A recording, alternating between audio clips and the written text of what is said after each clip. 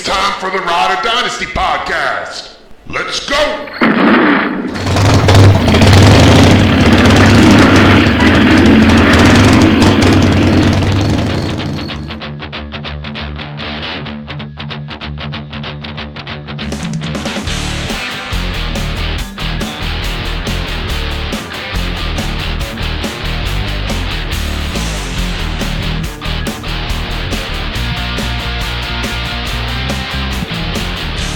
Welcome to the Rider Dynasty podcast with Ryan Bickerstaff, JJ Wenner, and your host, MichaelSKlos.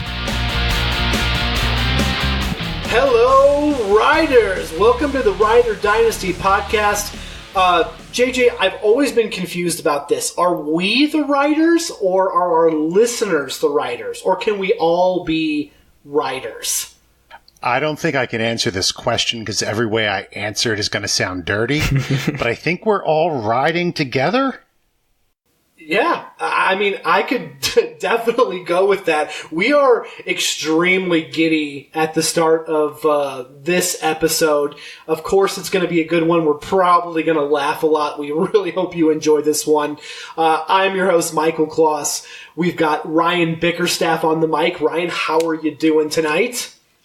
I'm doing great. How are you doing tonight? I told you, we are in a special spot right now. We just are...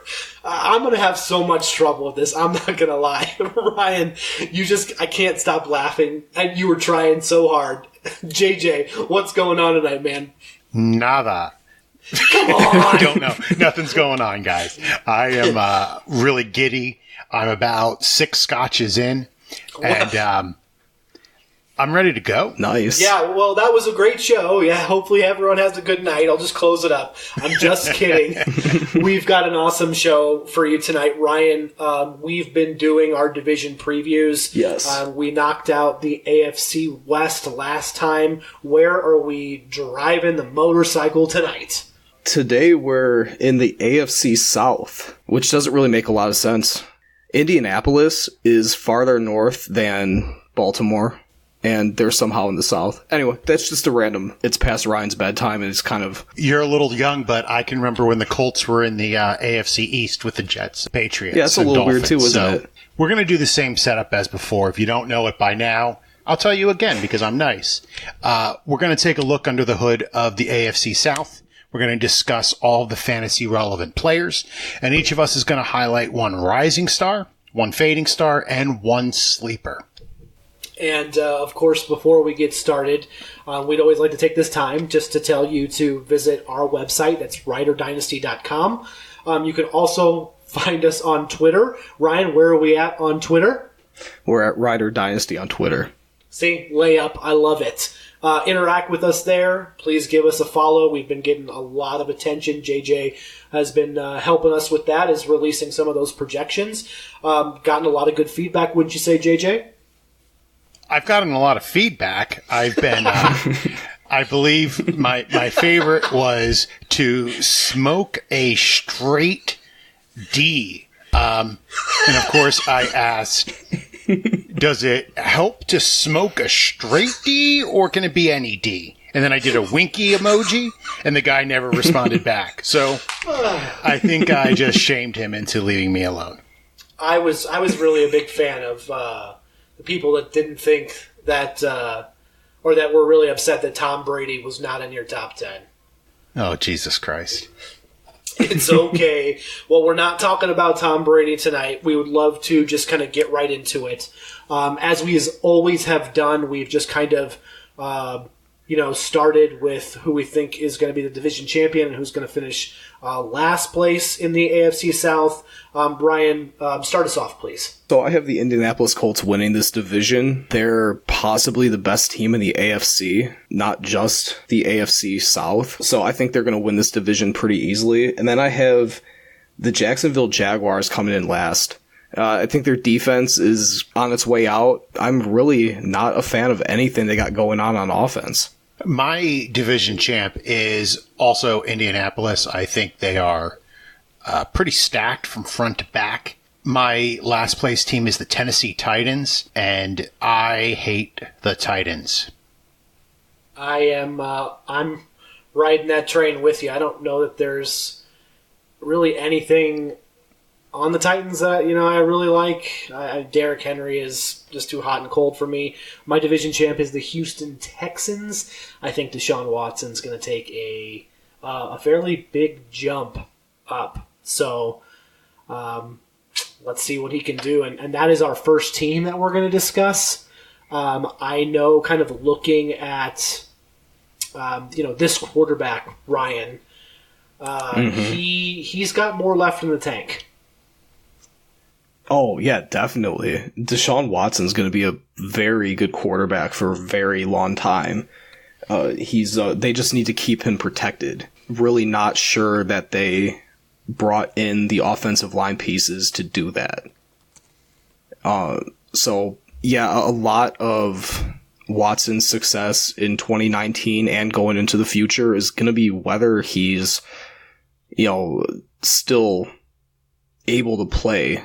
Because you can't count on your quarterback staying healthy when he's taking 62 sacks. You just can't. Yeah, absolutely. He takes a beating. I don't know if it's the O-line's fault or if it's sort of just the way that he plays, but something has to change if he's going to survive. I love Deshaun Watson. I actually got my first share in our Rider Dynasty league that we just started up. And I'm excited to have him on my team, and I'm hoping that I don't jinx him.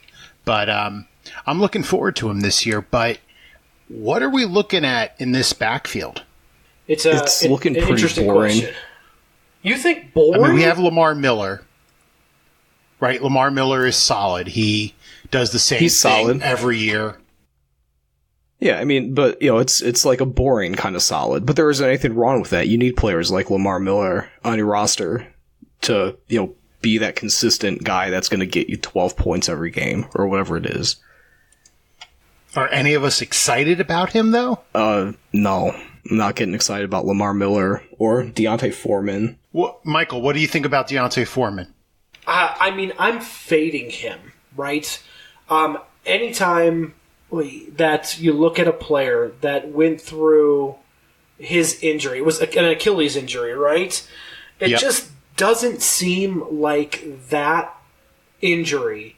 You can obviously recover from it, but you're just not the same.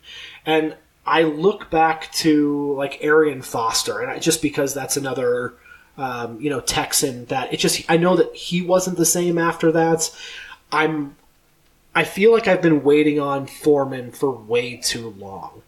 And it's just like there's going to be a opportunity for him this year because, like you said, Lamar Miller tends to be a solid option always for, teams. But he's just not flashy and he's just not exciting. And it's like there's going to be a time here where you're either going to sit there and look at Foreman and say, what are we waiting on? Like, are you going to blow up? Or because if you're not going to even play up to Lamar Miller's level, which the bar is set fairly low,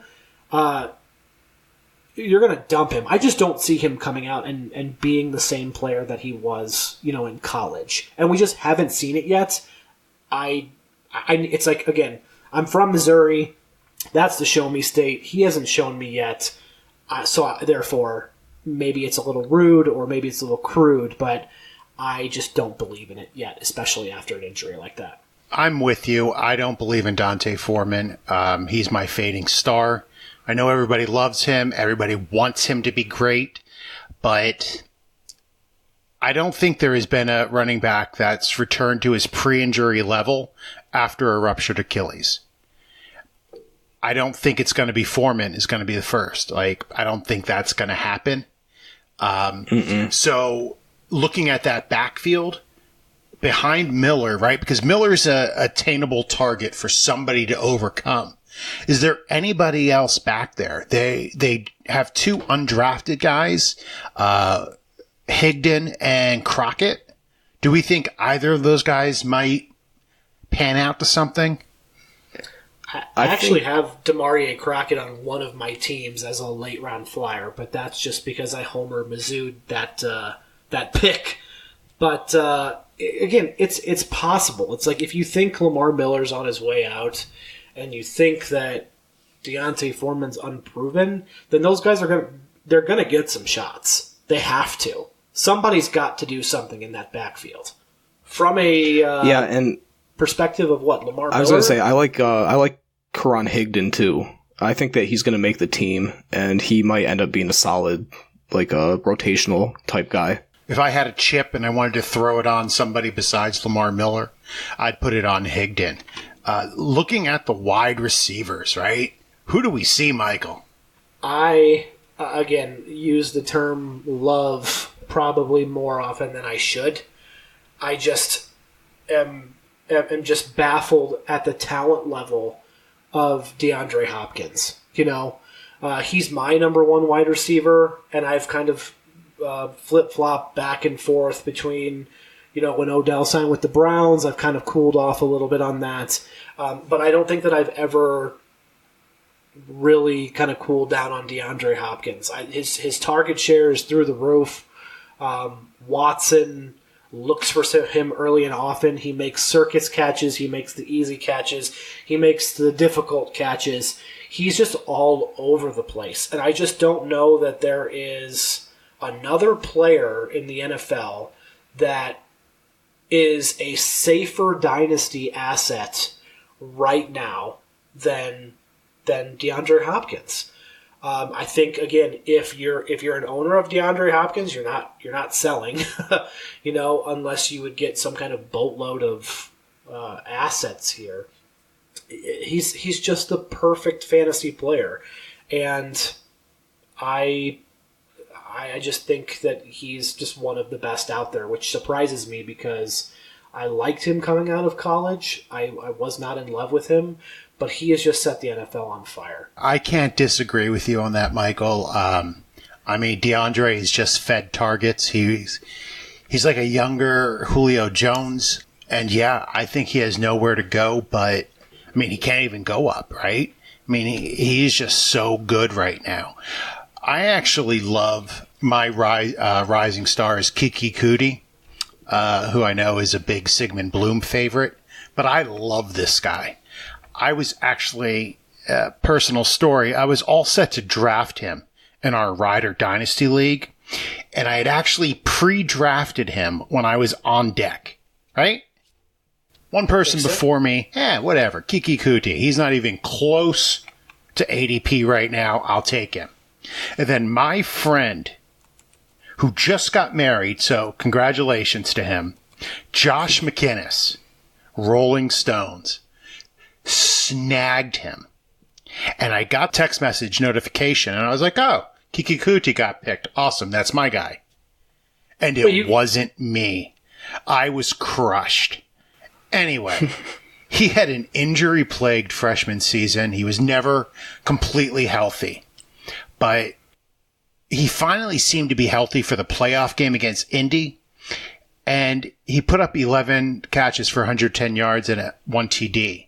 His current ADP is wide receiver 51 or 98 overall.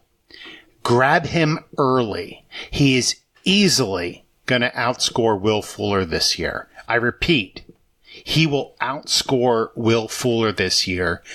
Get Kiki Kuti on your roster.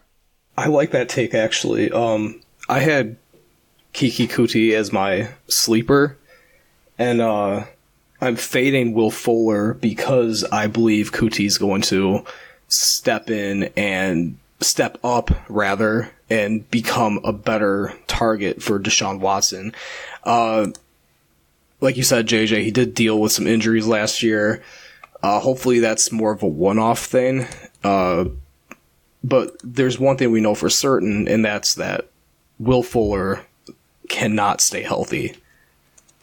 He just, you know, when he is in the game, you know, he has his moments, especially with... He's explosive.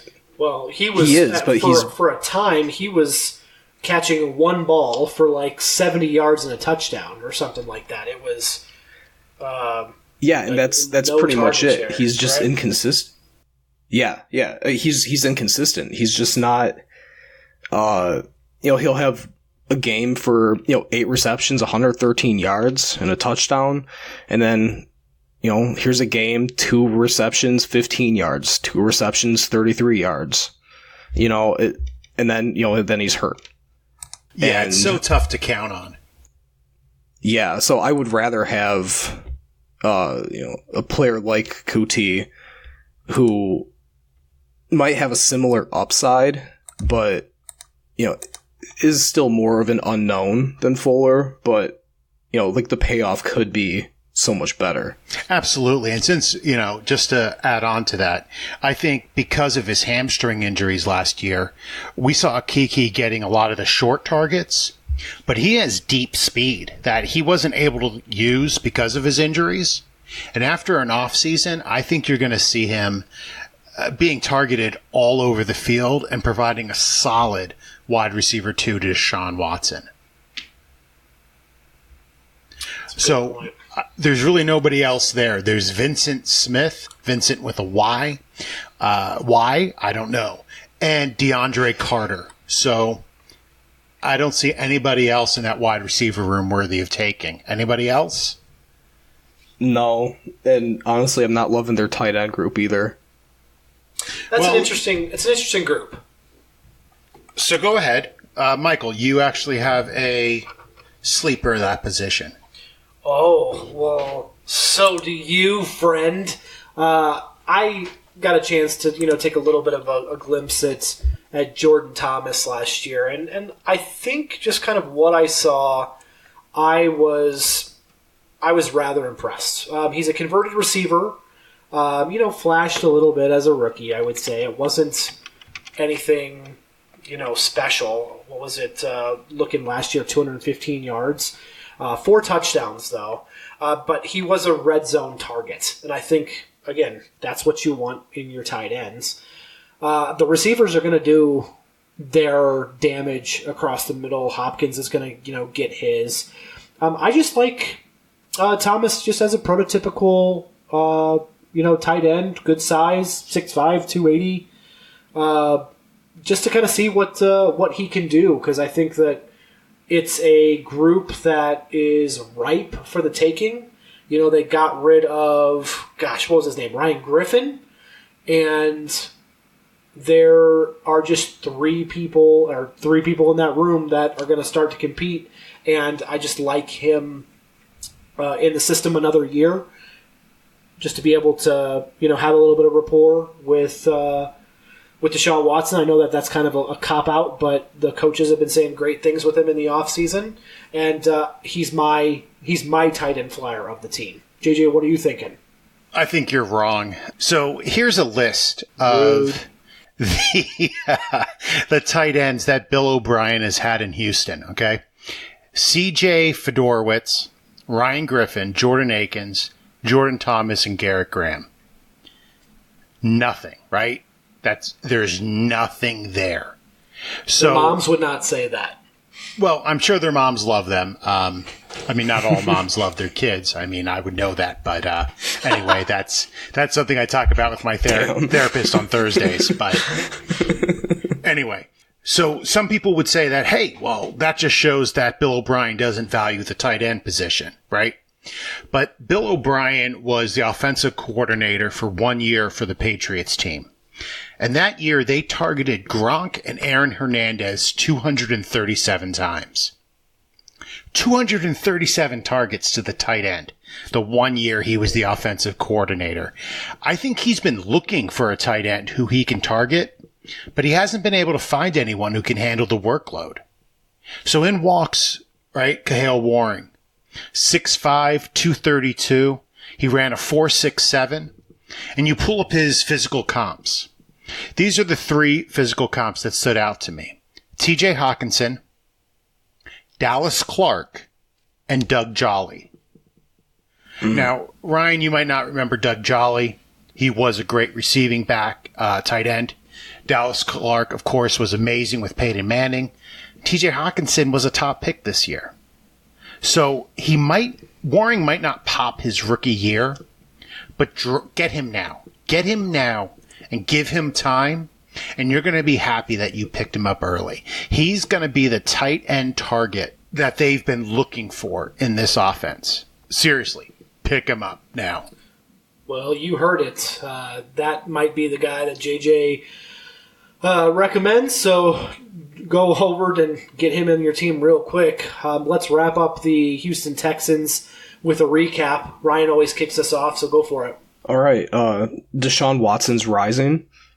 Will Fuller is fading. And Kiki Kuti is the sleeper. Kiki Kuti is my rising star. My fading star is Dante Foreman. And my sleeper is Cahill Waring. All right. I like DeAndre Hopkins, as well does the entire fantasy community. I'm fading on Deontay Foreman. I just don't think that he puts it together.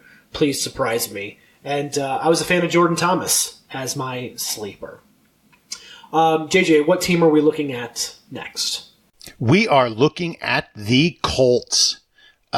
Indianapolis, man. Frank Reich has put together an amazing squad there.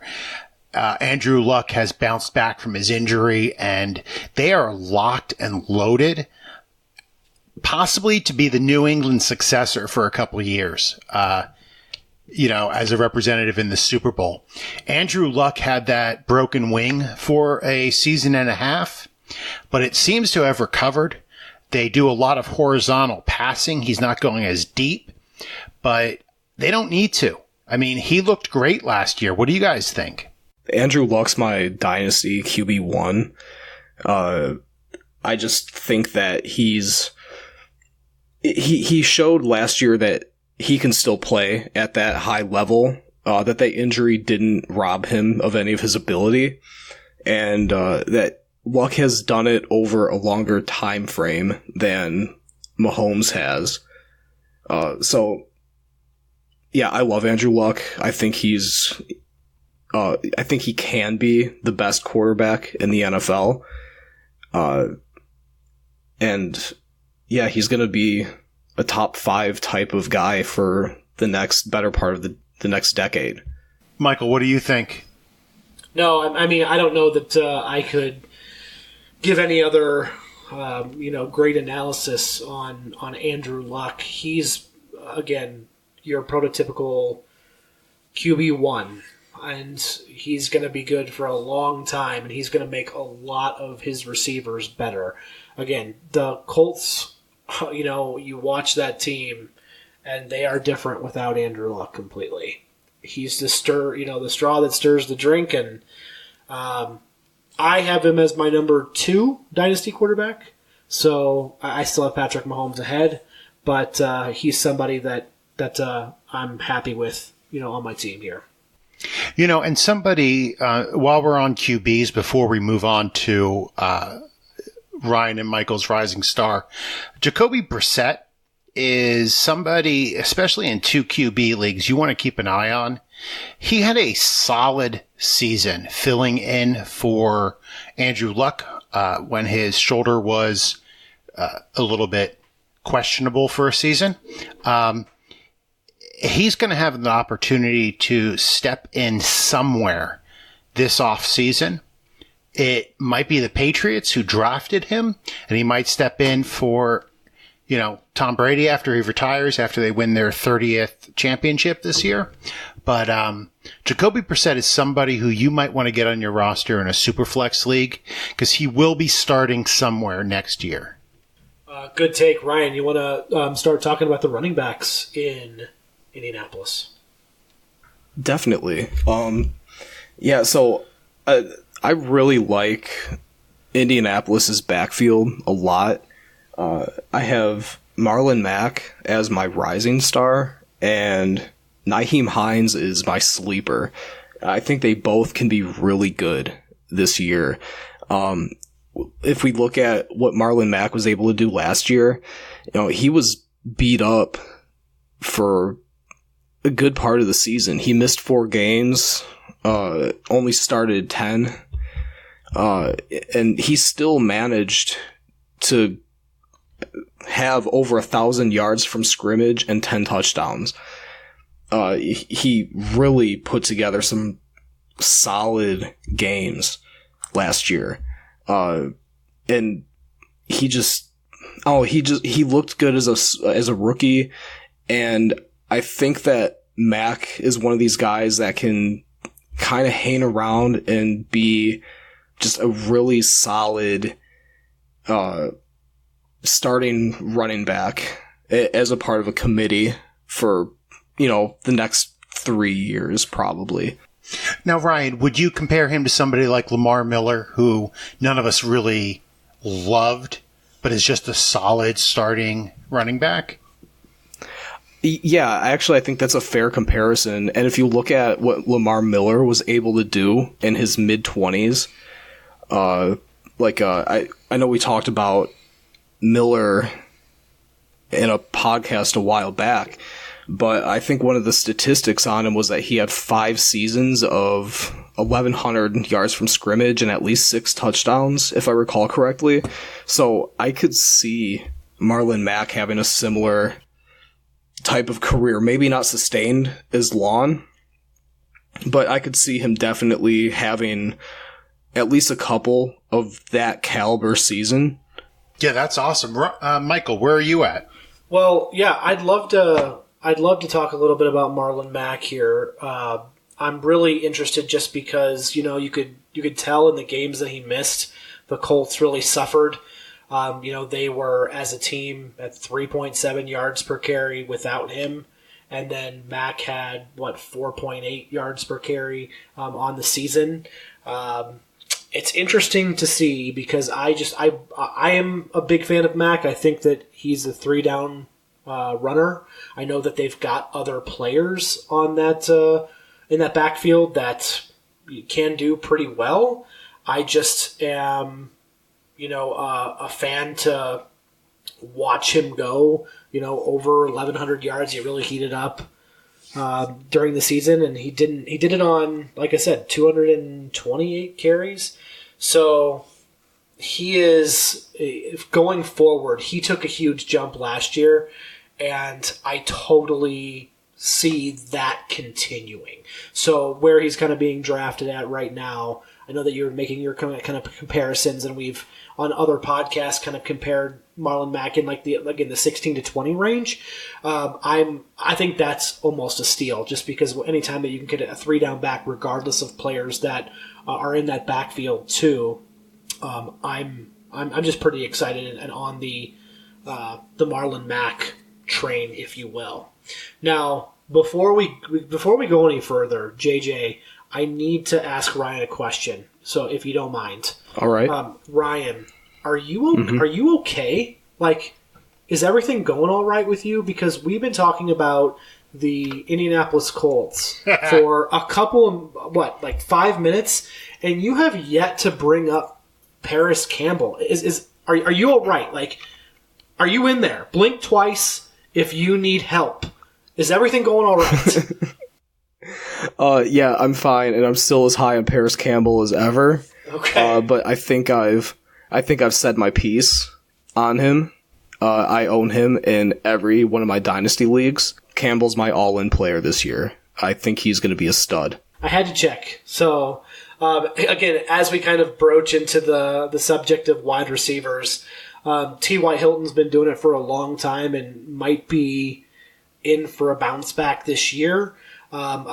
Looks like, my goodness, all three of us have a fading star in Devin Funchess. JJ, would you care to explain maybe for at least start us off why you're fading Devin Funchess?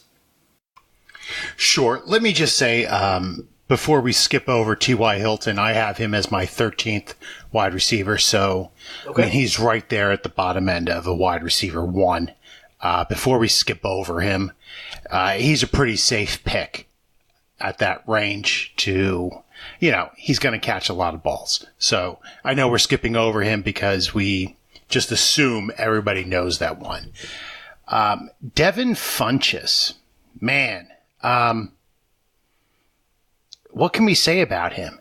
He should just move right, to a tight end position and be done with it, but they have enough players there. And the thing with Devin Funchess is he can't catch a ball. Okay? And I don't mean that like in a mean way. I don't want to disparage Devin Funchess. I'm sure he's a fine gentleman. But of players who received 75 or more targets, he was 63 out of 72 in catch percentage. Yikes. 63 out of 72. The only players who were... Go ahead, Ryan. Oh, yeah, I was going to say his career catch percentage is 51.8%. It's not very good.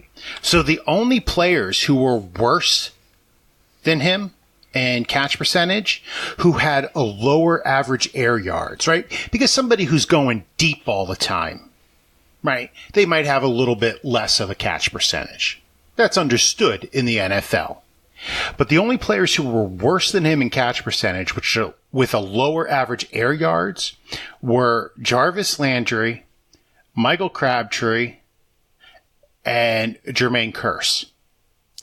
That's not the company you want to keep. And a little spoiler alert, it's one of the reasons why I'm down on Landry this year, right? So these guys aren't catching a lot of balls. They're not catching a high percentage. And they're not catching them far downfield. But I do want to say, he catches a ton of touchdowns. His career rate is 13%. So 13% of his receptions go for TDs.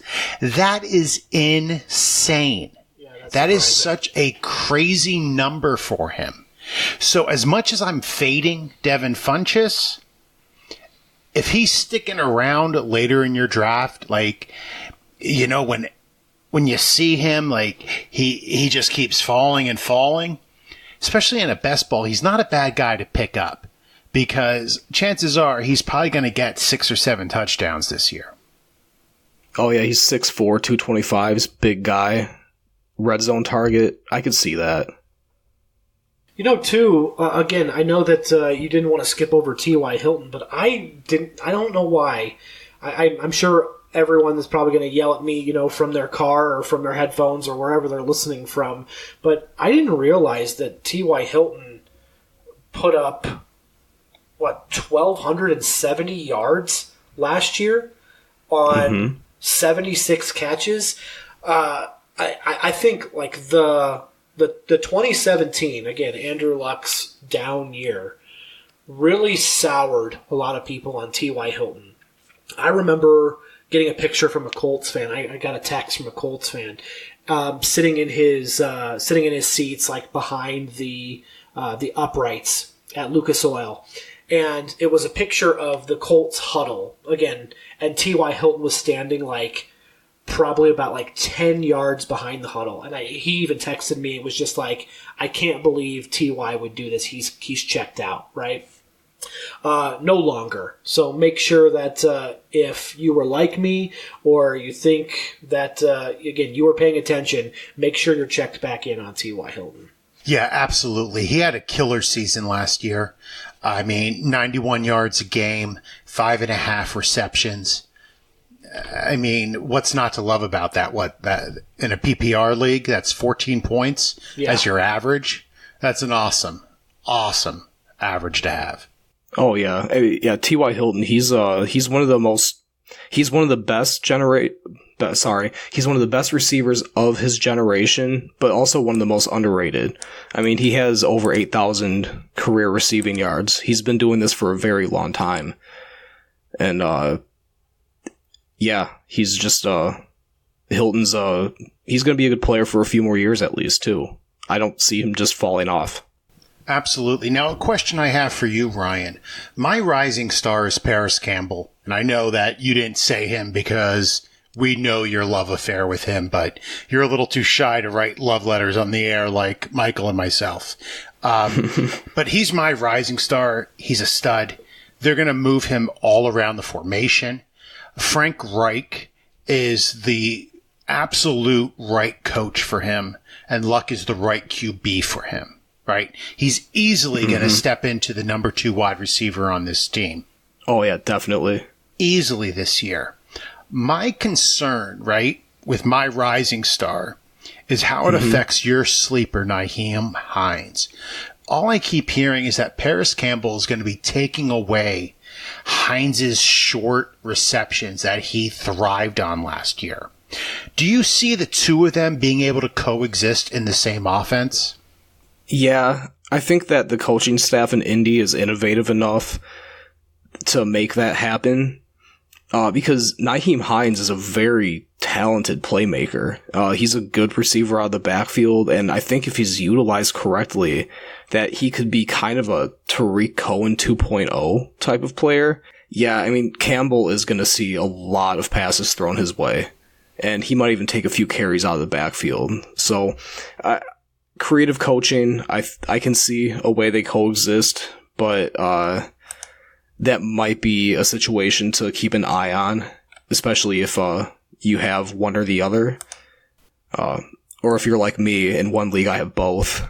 Is Parris Campbell good at the catch point? Does he have good hands? Oh yeah, he's an all-around pretty solid player. Yeah, there was actually reported, like I said, during the combine that like he lived on the jugs machine. You know, it improved his hands a lot. You know, as Ryan would say, again, he's an elite package of fluidity, speed, hands. He is, again, someone that most people are done with their rookie drafts, I'd probably say right about now. So would you guys concur? Like, if you're still having a rookie draft, I'm looking at him at the 106 and lucky to get him any later. But depending on how dependent you are at running back, maybe even sooner. Yeah, I've been really high on Parris Campbell only because I have heard Ryan talk about him incessantly. Yeah. So I've been lucky enough to get him on a lot of my teams. See, I haven't. I am so angry. I guess I'm happy that I got A.J. Brown as a late first, but I'm so upset. I don't have Campbell anywhere, and I'm seething because of it. So now, in that wide receiver room, we have a couple of guys who were highly regarded last year, in Daurice Fountain and Deon Cain. And one new guy who, you know, I'm in a lot of deep dynasty leagues. Actually, I brought Ryan into one of them where we have 56 man rosters in the regular season, but there's 65 in the off season. And Penny Hart is somebody who I'm keeping an eye on. But Daurice Fountain, Deon Cain, Penny Hart, any of those guys standing out to you? I think they could. I think any of those three could be a solid depth player to maybe have some fantasy value in the event of an injury. But outside of that, yeah, stash them in a deeper dynasty league, perhaps a best ball. But yeah, in like a 1 QB, just kind of more standard type fantasy league, they're not even on my radar. I would totally take a shot at Deon Cain. Yeah, me too. I think a report, again, at the time of this recording, when I say today, we're dated, but there was actually a Deon Cain report that came out that Frank Reich was talking about him on the radio, and again, used the word playmaking ability and just excitement surrounding him as he, goes through that, just a rehab of the ACL. I'd absolutely take a shot at him, and again, wouldn't mind. Just another offense that I'm looking forward to and just trying to grab pieces of. Just getting a piece of the Colts offense. You're absolutely right, Michael. Deon Cain received a lot of buzz in the offseason last year, and then he had that season-ending injury. So coming back this year, I'm in a lot of weird kitchen sink type leagues where there's a little bit of everything. I don't do the standard stuff. So, yeah, I'm definitely looking to pick up pieces of Deon Cain wherever I can. But let's get to the tight end position where Eric Ebron kind of busted out last year after being released from the hell that is the Detroit Lions. And I say that tongue in cheek. only because Ryan is a Detroit Lions fan. So, Ryan, tell me about Ebron.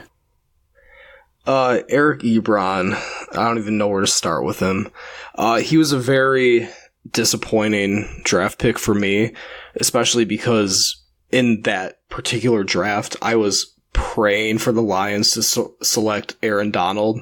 I just knew he was going to be... I didn't think he was going to be this good, but I knew he was going to be good. And they passed on Donald, they passed on OBJ, and they brought in Ebron. And he just didn't do anything. I think he had 1 year where he had like 750-ish receiving yards, and other than that, he was pretty disappointing. And then he gets sent off to Indianapolis, and suddenly he's a Pro Bowl player. And so yeah, he's an interesting case of a player that appeared to be a bust, and then changed the scenery, and everything was different. I'm skeptical of whether he can sustain that type of production, especially because Jack Doyle is still a good tight end, and he was good when he was able to play last year, but he was hurt for the majority of the season, so he just wasn't available. My sleeper pick, if I may, is Jack Doyle. So in 2017, when Luck was out, Doyle led the Colts in receptions in that year. He played well in 2016, but then in 2018, he was injured for all except 6 games of the year. So everybody kind of assumes, right, that Ebron took over that position. So in the 6 games that they played together, right, last year, Doyle played twice as many snaps as Ebron, 331 to 165. He had more targets, 33 to 22. He had more receptions, 26 to 18. He had more yards, 245 to 228. Now, Ebron had a crazy year as far as touchdowns went. But in games that they played together, and this wasn't just early in the season, because Doyle and Ebron played together in games 1 and 2, and then 8, 9, 10, and I believe 11. So it was early in the season and then later in the season. Jack Doyle outsnapped him. Right now, Ebron's ADP is tight end 8 and 82.8 overall, so the 83rd pick. Doyle is tight end 25 and 181, the 181st pick overall. Just want you to keep in mind, Jack Doyle's my sleeper. I have him on a couple teams.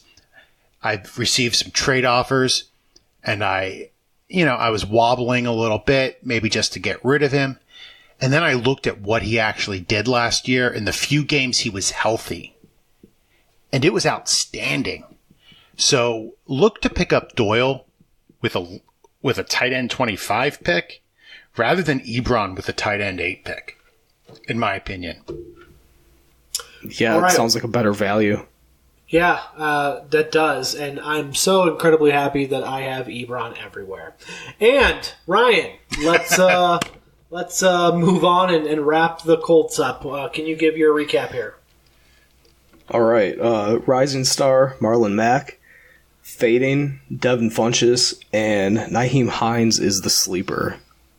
My rising star and, of course, Ryan's eternal love is Parris Campbell. My fading star is Devin Funchess, like everybody on this squad.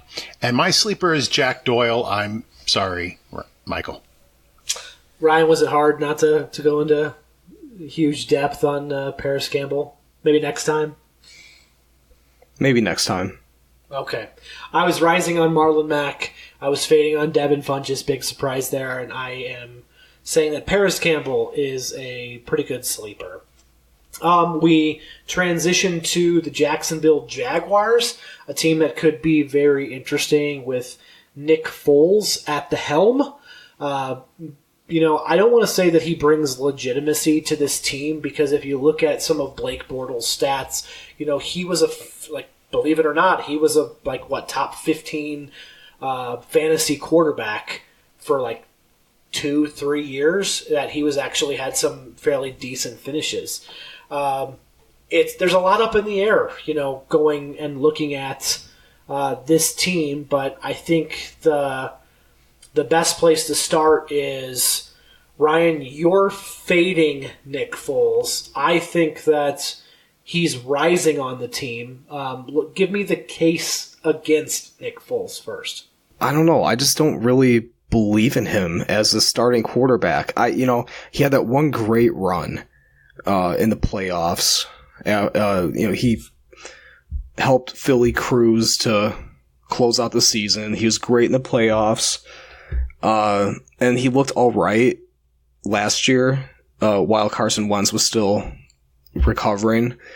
But I don't see him as a long-term option. I don't know. It's just, if you look at, he had that one great season, 2013. I mean, wasn't that with Chip Kelly? What was that? 27 touchdowns, 2 interceptions. I mean, that's pretty crazy. But then after that, it was just downhill. He jumped around. He's a little bit of a journeyman. He spent some time in St. Louis, Kansas City. Now he's back in Philly. Oh, then he was back in Philly. Now he's in Jacksonville. I don't know. I'm just not seeing it out of Foles. He's just, if he hasn't settled in as a starter at this point in his career, he's not going to. And I think the Jags, they just kind of put a Band-Aid on this problem that's the quarterback position. Or maybe they are trying to have a poor record so they have a shot at a Tua Tagovailoa or a Jake Fromm or a Justin Herbert. I mean, I don't know. That's kind of what I'm thinking is I think Nick Foles he's just and I don't love him as a fantasy option either. Michael, now you feel differently, obviously, about Nick Foles. I do. And like I said before, I feel like he brings legitimacy to the offense. And it's not like I'm speaking to Jaguar fans in general, but Nick Foles, to me, is going to open up the ground game for Leonard Fournette. And that's where the Jaguars succeed, right? When you get that running game going, and again, all health understanding, right? I think I'm up on Dede Westbrook. I'm up on just most Jaguars receivers because, again, Nick Foles is going to essentially right that ship there. But like I said, it's all teams had to do against the Jaguars last year was stack the box against Fournette when he was there. You can't do that anymore with Nick Foles. I think that you have to give him the respect he definitely commands and deserves, and I think we're going to be surprised with Nick Foles. Now, you look at him and with the contract that he was signed, he is not going to be your starting quarterback, and I get that. But he is a great superflex quarterback. He is a great bye-week fill-in. When it comes to matchups, I would have Nick Foles everywhere because he's extremely cheap, and they're going to throw the ball because that's something that they haven't done, in the last 2-3 years. Like I said, Blake Bortles has been a decent fantasy quarterback, but Nick Foles will bring an even better year, I think, to the Jaguars and the receiving core. So living in the Philadelphia area, the one thing about Nick Foles is he gets his players to play above their ability level. And I know that sounds kind of cheesy, right? No, like it giving doesn't. 110%. But I remember, I am not a fan of the Eagles. Specifically, and I hope nobody gets mad at me, but Eagles fans in this area are so over the top, like any team's fans. But So when they got into the playoffs that year, that they won the Super Bowl, every game they played, I said there is no way Nick Foles is going to beat this quarterback. He is the worst quarterback in the NFL in the playoffs right now. And then he beat the guy. Then he'd go to the next round, and I'd say there is no way Nick Foles is going to win this round. And all of a sudden, he's a Super Bowl MVP. Beating Brady in the biggest game. Outperforming Brady. Now, I don't know if Nick Foles is a long-term option, but I think Nick Foles is absolutely going to bring something to this team. I think he's going to turn around this defeatist attitude that they've had, because he is a true leader where Blake Bortles was not. Now, behind Nick Foles, you have Gardner Minshew, who was drafted this year in the 6th round. But the guy I kind of like is Alex Magoo. I think that's how you say his name. He was drafted by the Seahawks last year. I believe he was an undrafted free agent.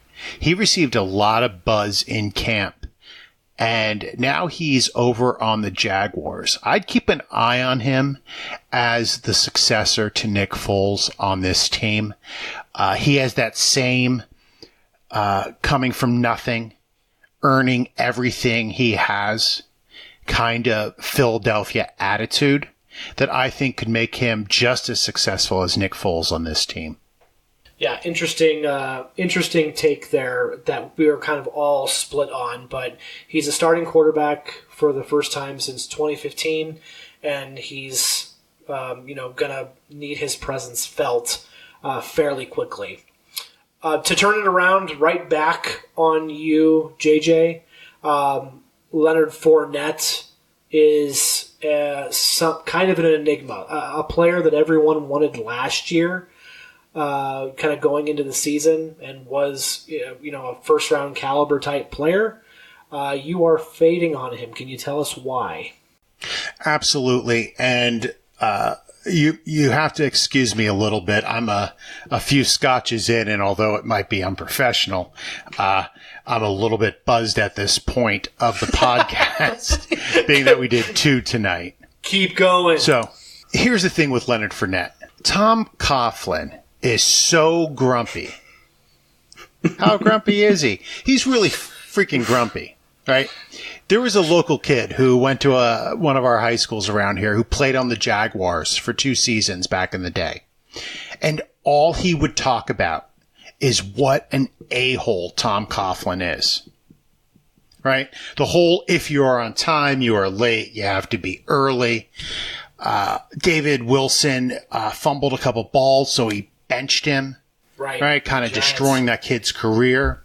The whole Eagles comeback when his poor coaching cost him the game. But to take the attention off of him, he screamed at the punter and made a fool out of him on the field. Tom Coughlin is not a good guy. So, anyway, I say all of that to say Leonard Fournette is not well liked by Coughlin or the staff. They had a lot of drama last year. And what did Fournette do coming into this season? He decides not to show up for OTAs.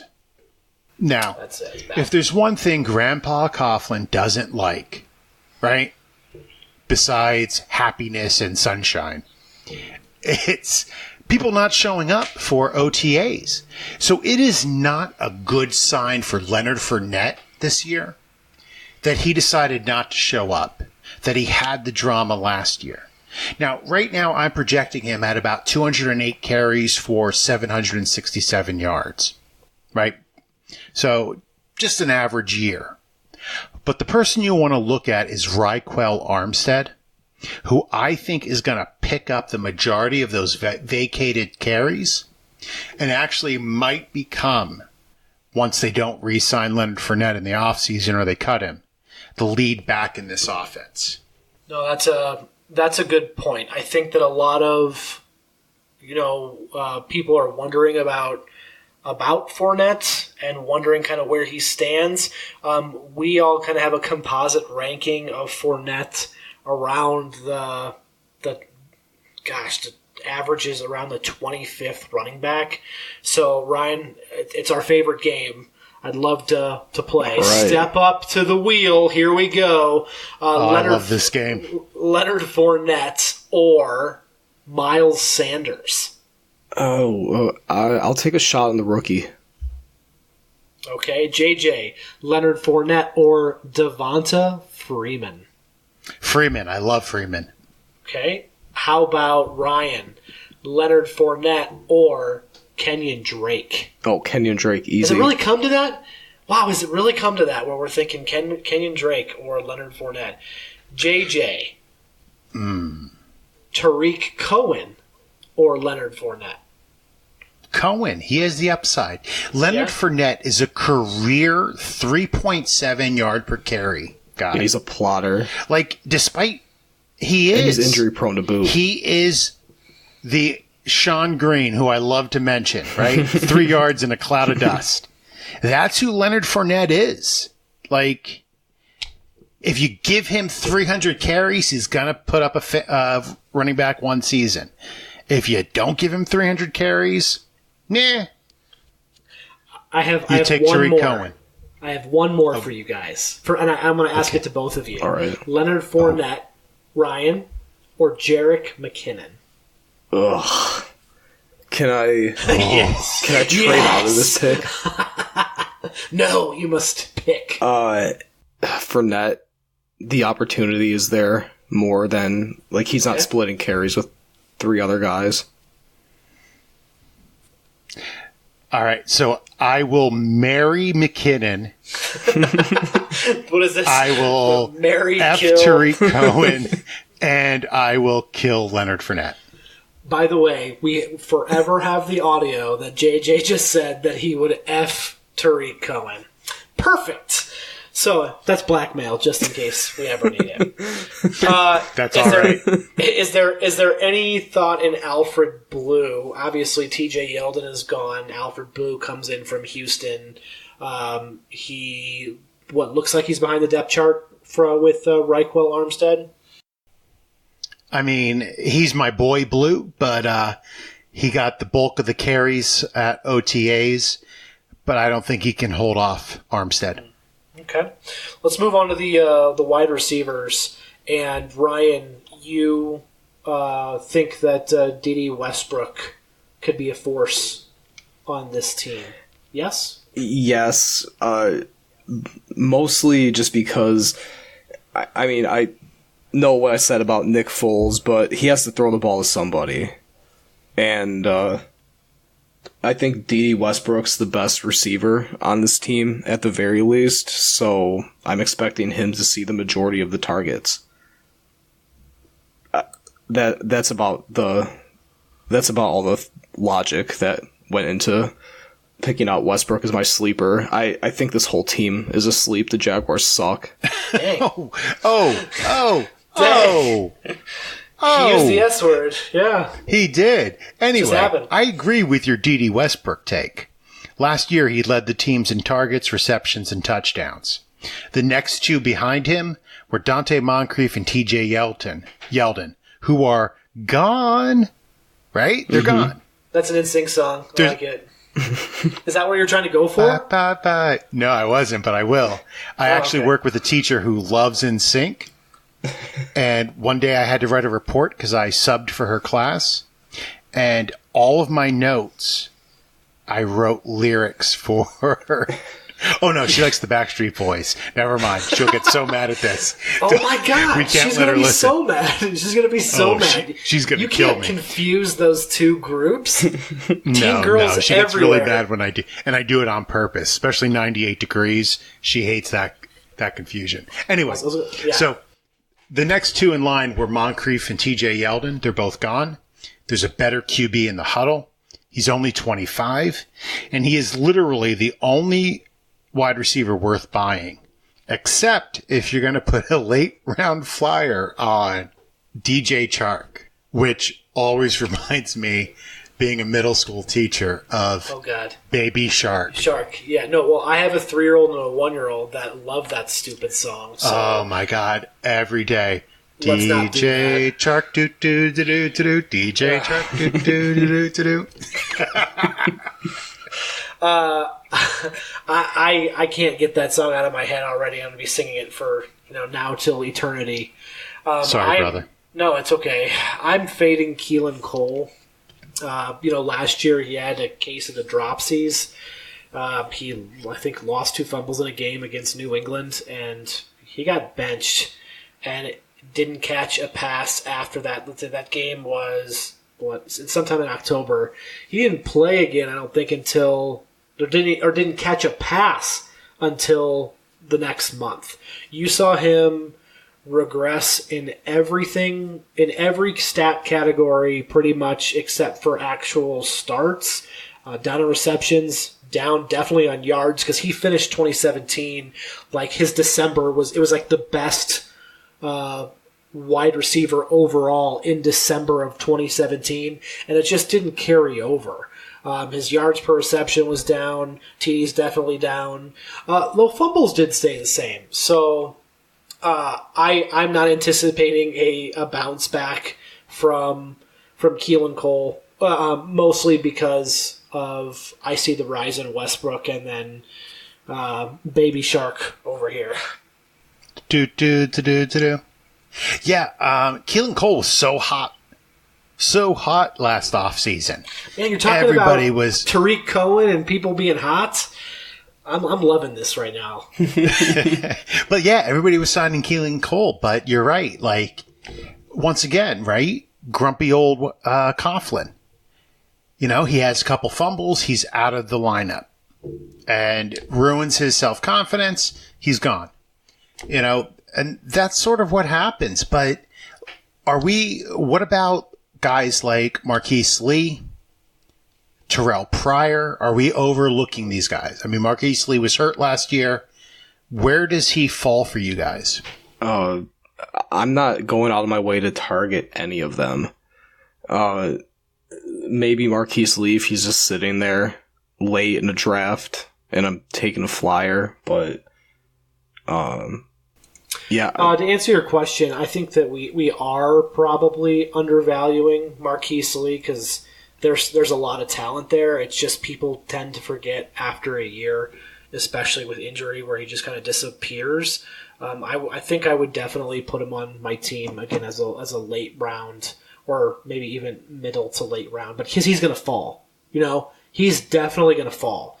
So when I say late round, it's not just because I'm avoiding him. It's just because that you can get him late. So, yes, I do think on a team that he's easily the wide receiver 2 to start the season, if not the wide receiver 1, because Westbrook is there for all intents and purposes. I do think that he has a lot of upside. When I say he, I'm talking about Marquise Lee to make some noise this season. Yeah, and looking at the rest of the wide receiver bunch, you have Chris Conley, who played well in Kansas City, but somebody to keep an eye on is Terrell Pryor, and I know that he is disappointed. He's kind of a head case. I heard a lot of bad things about him as far as his practice habits.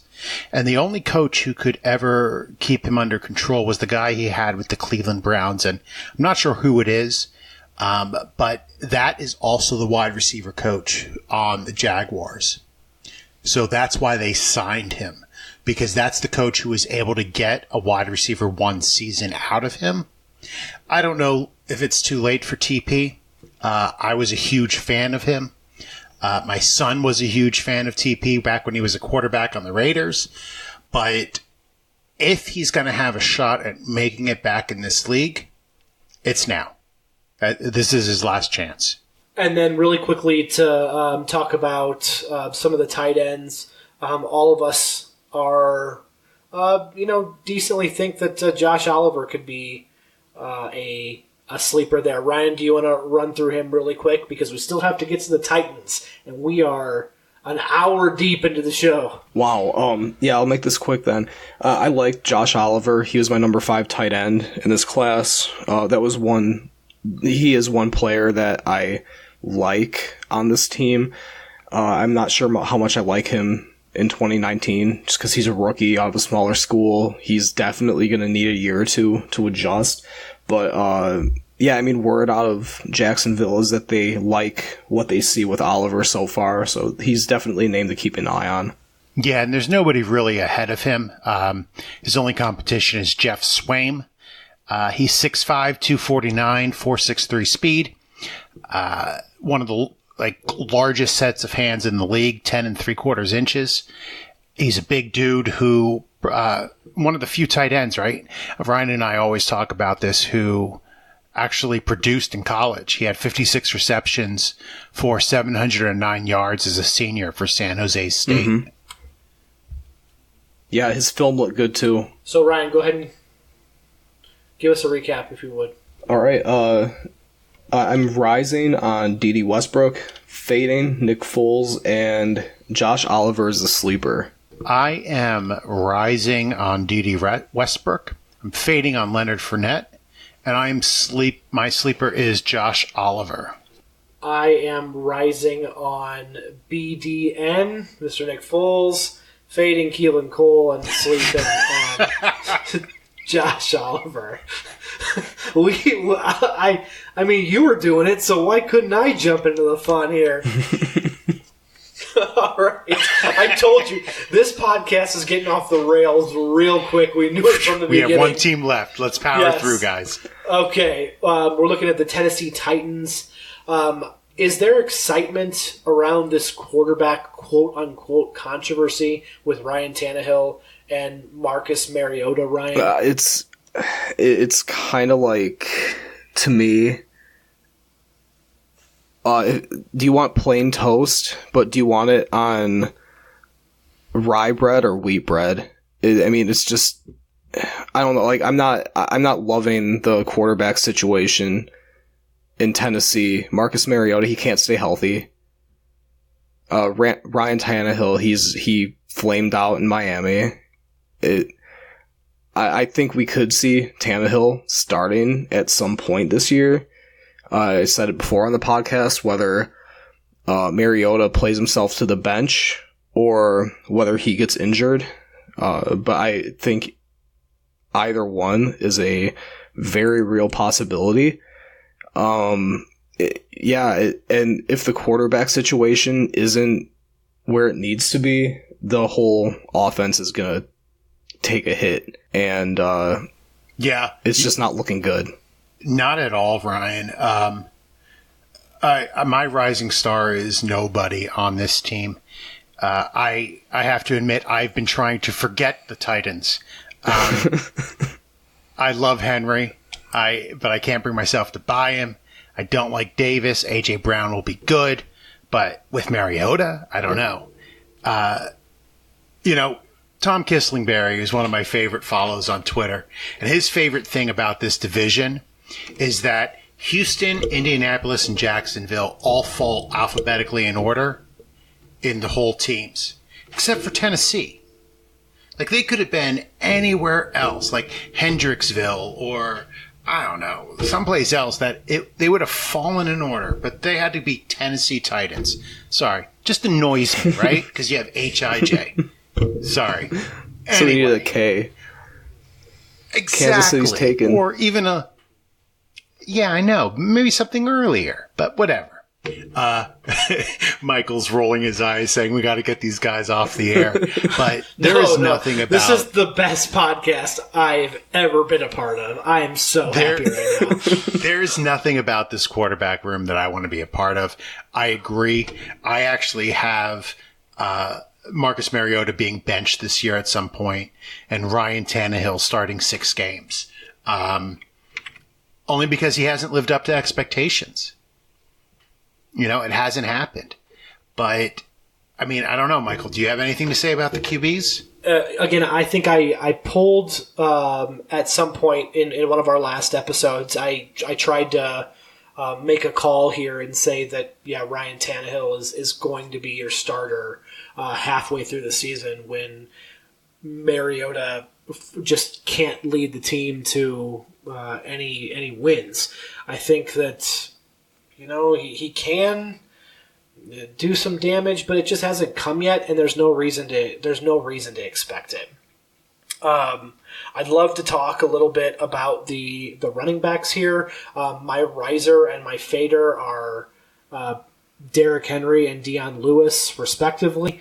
I've struggled with Derrick Henry again his entire career. He crushed December last year and then some into the fantasy playoffs, and I think that the offensive coordinator is going to build that offense around Derrick Henry. For that reason, he's a riser. Because you go through and you look at all the NFL teams, to me, okay, and he's an athlete, and I don't see, again, I said, as I just kind of go through, I can't think of many offenses where there is just really one player. Yes, you have the argument of the stack boxes. Yes, you have a poor quarterback and maybe not just like a ton of talent. But if I'm going to own one player on Tennessee, it is going to be Derrick Henry. So I'm not going to say that there are no rising stars. I'm cool that you did, but Derrick Henry is got to be owned. You have to take the risk reward with him. Matt LaFleur couldn't figure him out until the very end of the season, but again, he is a risky play, but he's my risky play, I guess. Yeah, I know Ryan and I disagreed, I think like 2 podcasts ago about Derrick Henry. My issue with Derrick Henry is how inconsistent he is, right? So looking at his past 2 seasons, okay, so 32 games, right, 16 a year. He's had 7 running back 1 finishes, 6 running back 2s, 4 running back 3s, and 15 running back 4s or worse. I don't know what else there is to say. Yeah, I know. Like he's either winning you a week or he's literally not showing up on the stats. So I think he might have a great year this year. But as I said to Ryan 2 podcasts ago, I can't invest an early round pick in a guy who only shows up half the time. Because agreed. Right. And most of the times, like his running back 1s, or I think 3 out of the 7 or 4 out of the 7 were in 15, 16, and 17, weeks 15, 16, and 17, which is great for the playoffs. But if you draft him in your 2nd or 3rd round, you're not making the playoffs with him. Ryan, James Conner or Derrick Henry? Ooh. I gotta go Conner just because he has value as a receiver too. Last question to JJ, David Montgomery or Derrick Henry? David Montgomery. Okay. What are we looking at as far as wide receivers on this team? Ryan, there's a guy that you just can't quit here. Yeah, I'm a little bit of a Corey Davis truther because I would like to put forward that if Corey Davis was playing on a team with a real quarterback, that he would be easily like an 1,100 yard type of receiver, but he plays with, Marcus Mariota, who's injured a lot, and he plays hurt a lot, and then he played with Blaine Gabbert, throwing him passes for part of the year. Corey Davis he's kind of gotten a raw deal, and it's the same reason that I'm a little down on like A.J. Brown and Adam Humphries.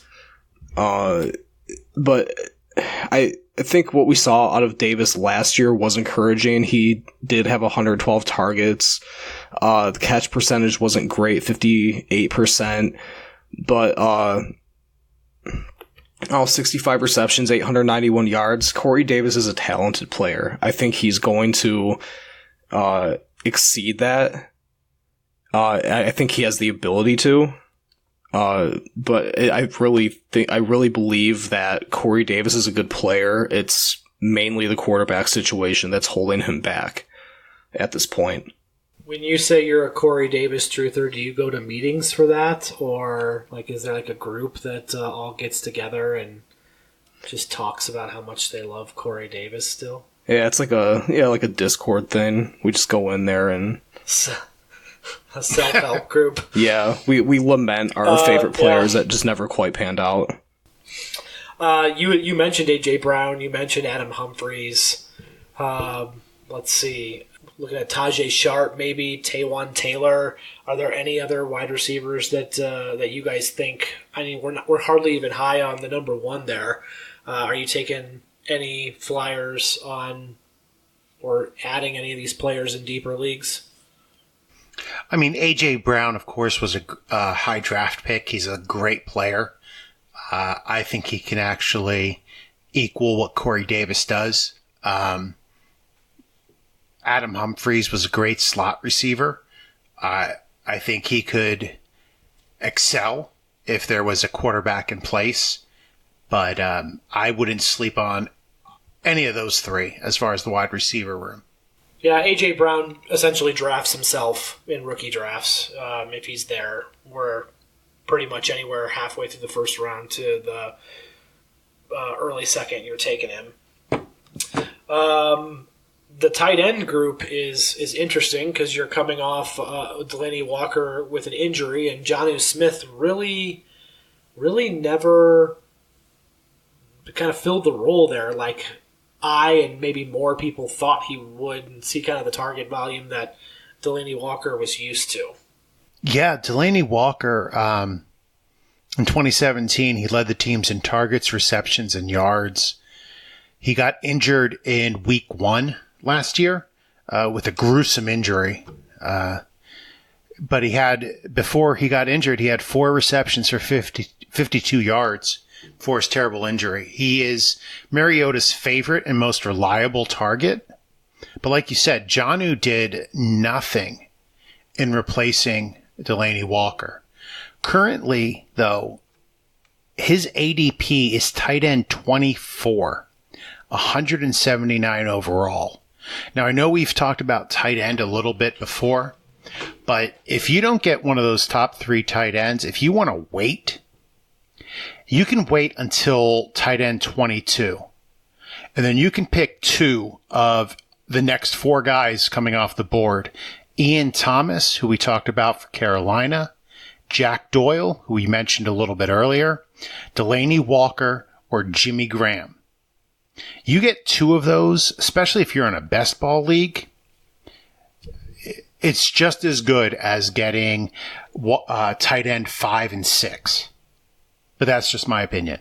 Yeah, I kind of have to back you up on that. I run a similar strategy where I never target the top end tight ends. I always go for a couple of the middling guys and play matchups with them. I have Delanie Walker as my sleeper because he is still a good player. Like, I'm not worried that he's 35 years old. He doesn't seem to be slowing down. He looked great before he got hurt. He is Mariota's favorite target. He's the only real safe fantasy option in Tennessee. And, he's just value. Walker could come back and be a Pro Bowl caliber player. He's still very good. I'm not too worried about a massive regression from him, and I'm not worried about Jonnu Smith really encroaching on his targets either. And before we go into the recap, I know we talked about Derrick Henry. None of us are very high on Dion Lewis, but Alex Barnes is somebody to keep an eye on in that backfield as somebody who can replace Dion Lewis. So if you have a late round flyer, there's another guy you might want to keep an eye on. Yeah, I'm glad you said that. He was one of the kings of the combine. Strongest on the bench of any running back. Ryan, why don't you go ahead and kick us off on the recap? All right. Corey Davis is still rising. Marcus Mariota is fading. And Delaney Walker is the sleeper. I'm trying to forget the Titans, so I have no rising star. I'm fading Derrick Henry. And my sleeper is also Delaney Walker. I don't remember that movie, Trying to Forget the Titans. It was a sequel. Yeah, right. It's the second one. I'm rising on Derrick Henry, fading on Dean Lewis, and then A.J. Brown is my sleeper. That is going to do it for us. This has been an incredible podcast. I had so much fun. Ryan, did you have fun? Always have fun. JJ, can you still put words together? Are you okay over there? I don't like Tom Coughlin. I gathered that a little bit. Well, again, you can hit us up on Twitter at Dynasty. These guys are going to take us out. Have a good night. Hey, we'll catch you in the next one. Boat drinks. Thank you for listening to the Ride or Dynasty podcast. If you have enjoyed the pod, please subscribe and leave us a rating and review on iTunes. Follow the guys on Twitter at Ride or Dynasty. You can follow JJ at JJ Wenner. Ryan is at bicspicksffb. And Michael is at MichaelSKlos. Check out our website, rideordynasty.com. And remember, we have your back.